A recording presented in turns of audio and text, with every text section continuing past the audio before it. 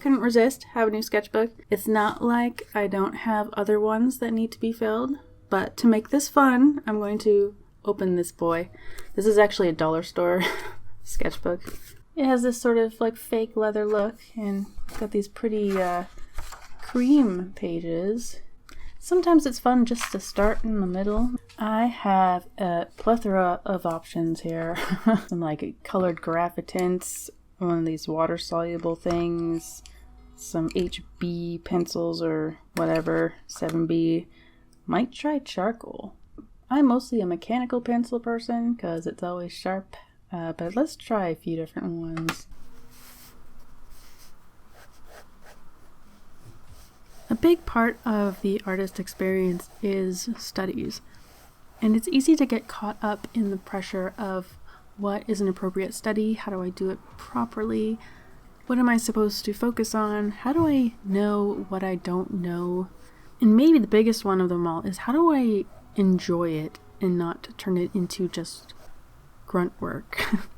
And as someone who was drawing as a child who didn't really have those kind of pressures or goals to be a good artist, I lean more towards the side of the spectrum where I think we should just draw whatever we want, whatever we enjoy, because that is just more sustainable over time.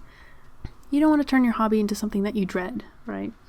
And yeah, this ends up being in the case where at one point I might want to draw a car and realize that I can't. I can draw, an amazing owl or a portrait, but why can't I draw a car? It's because I haven't studied that car.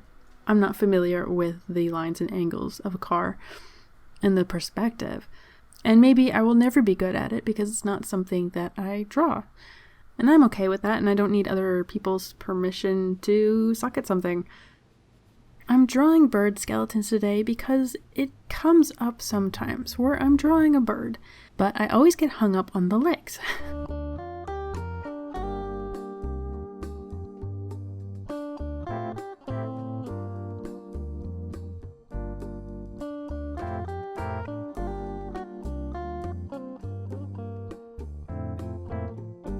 For some reason it goes off the rails, and sometimes it's the last thing that I add, so I can spend hours on this beautiful painting and then ruin it by putting legs in the wrong spot or the wrong angle or whatever the problem is with my birds. And the problem is I don't know what's going on under there.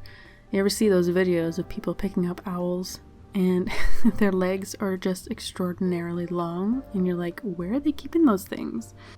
So today I am drawing some bird skeletons to see if I could fix a gap in my knowledge and maybe make it easier in the future to place legs on a bird without them looking goofy. And the reason I feel like I need to know this kind of thing is because we can't have perfect references all the time. And one thing that I struggled with this sketchbook session actually is trying to find real pictures. And in this new climate of everything being AI and nothing being real anymore, that's very frustrating. So I'm using a few pictures from the Smithsonian, and there was another one from like a store that sells bird skeletons or something. It's really hard to learn what a skeleton looks like from a 2D picture because there's no 3D context. And so as I'm drawing this bird, I assume that this is a wing bone, but because it's flattened into 2D, I can't quite tell if that bone is coming out from what looks like a shoulder towards the camera, or if that is a part of the torso. So my learning by drawing from references is very limiting.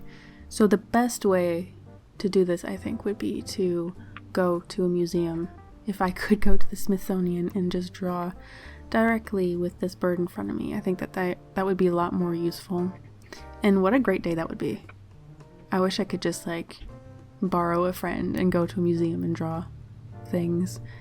To be honest, I am a little surprised by what a bird skeleton looks like. Surprised by how many bones are in the leg. It's gonna help a little bit, but it's like, where does his leg go? Where is he putting that darn thing?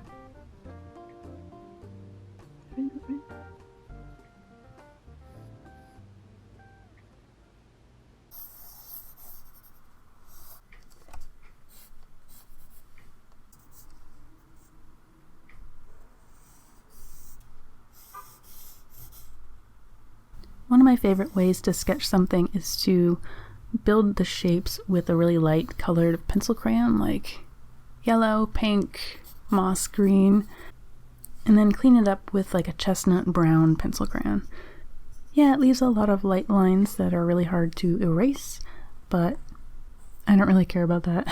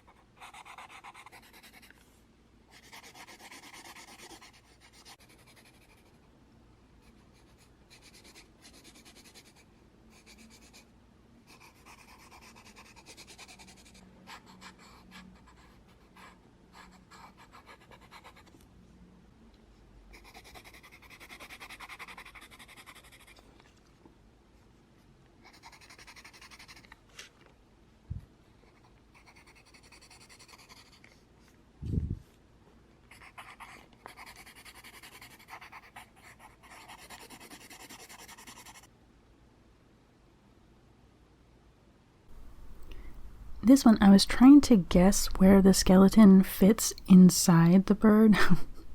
I'm so concerned about how he fits his legs underneath those little feathers. And combined with the somewhat incomplete looking skeletons, I didn't quite understand the wing bones. So I still got the wings wrong in this one. So after this one, I go looking for crow x-rays, because again, birds seem to have an extra bone in their arms and legs. So I think finding an x-ray picture actually helped a lot.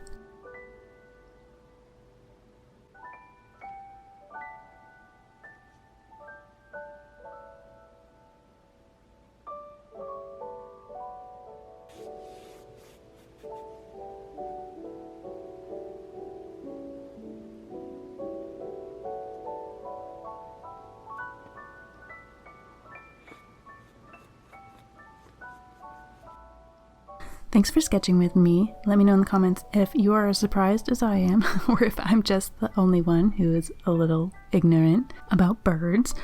And I'll see you next time.